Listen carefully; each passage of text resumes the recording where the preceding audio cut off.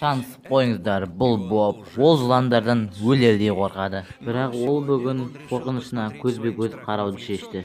Және ол мына улы жыландарға қарсы шықпақшы. Қорықпа, Боб, бізде антидот бар.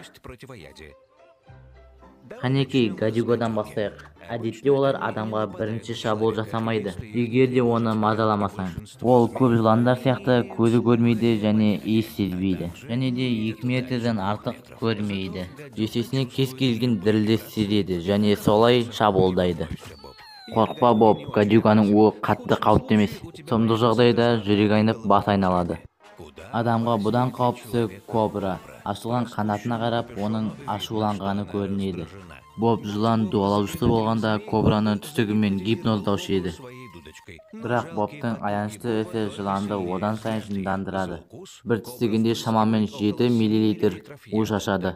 Токсин 24 сағат аралығында демалу мен жүректің тоқтау мәселесін шақырады.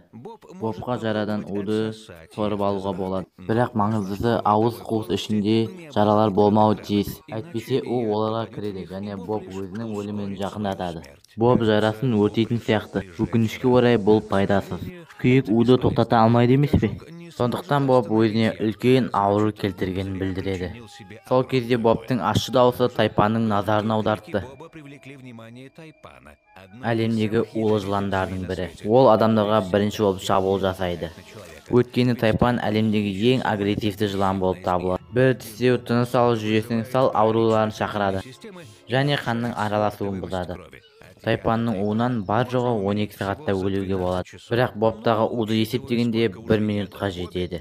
Енді тезірек антидотты әкелу керек. Қайда кетті ол? Осы жерде болды ғой. Қазір оны табамыз, Боб. Боб, ешқайда кетіп қалма. Боб.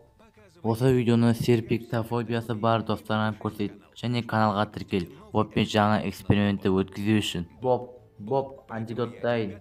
Боб, сәби болма. Саған антидотты қолдану керек. Енді жыландармен ойнауды шештің ба? Жарайды. Ендеше босаған кезде айтарсың.